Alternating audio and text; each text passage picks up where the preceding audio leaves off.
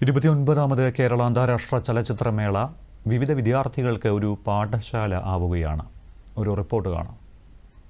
സിനിമയിൽ സൗഹൃദം എന്നതിനപ്പുറം അന്താരാഷ്ട്ര ചലച്ചിത്രമേള ശ്രദ്ധേയമാകുന്നത് അതിന്റെ പ്രേക്ഷക പങ്കാളിത്തം കൊണ്ടാണ്.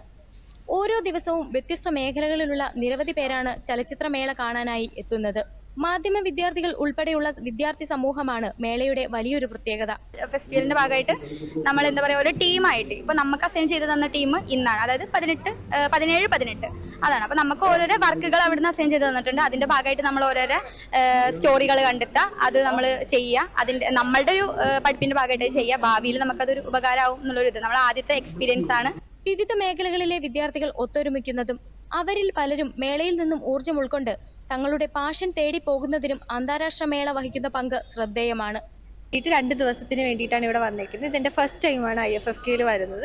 നല്ലൊരു എക്സ്പീരിയൻസ് ആണ്. കുറേ പേരെ കാണാൻ പറ്റി, കുറേ ഡയറക്ടേഴ്സിനെ മീറ്റ് ചെയ്യാൻ പറ്റി, കുറേ ടെക്നീഷ്യനെ പരിചയപ്പെടാൻ പറ്റി, പിന്നെ കുറേ സ്റ്റോൾസ്, അതുപോലെ തന്നെ ഫാഷൻ ആയിട്ടുള്ള കാര്യങ്ങൾ, പിന്നെ ബുക്സ്, അതുപോലെ തന്നെ കഴിക്കാനായിട്ട് ഫുഡ് ഐറ്റംസ്, അത് കുറേ, അതുപോലെ തന്നെ നിരവധി നല്ല സിനിമകൾ നമുക്ക് കാണാൻ പറ്റും.